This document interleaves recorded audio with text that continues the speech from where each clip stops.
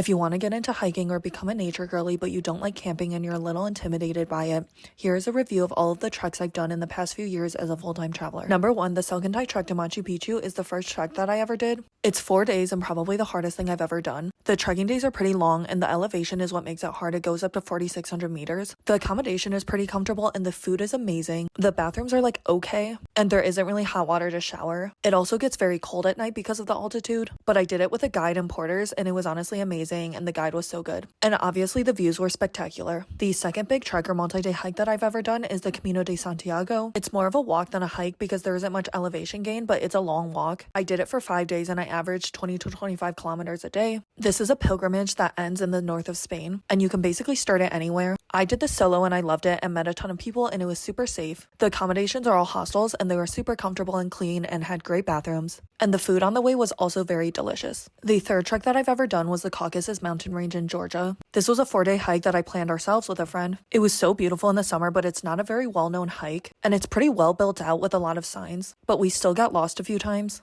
We stayed in guest houses with locals, and the bathrooms were perfect and the food was also delicious. The elevation gain isn't too bad, and the hiking days aren't too long, but there aren't really any restaurants or things to do in between the guest houses, so you need to plan ahead with snacks, but it's a beautiful trek. And the most recent trek that I did was the Poon Hill trek in the Himalayas in Nepal. This is the perfect beginner trek and it's only 4 days long. The elevation isn't too bad, it only goes to 3,200 meters. We stayed in guest houses on the whole trek and everything was really well built out, and there were hot showers and the food was amazing. The bathrooms on the accommodation were good, but on the trail, they were usually all squatty potties, so I always try to poop in the morning before we left for the day. It's also a lot of steps, which I think is harder than just hiking on a trail, and the views were absolutely amazing, and the days weren't too long.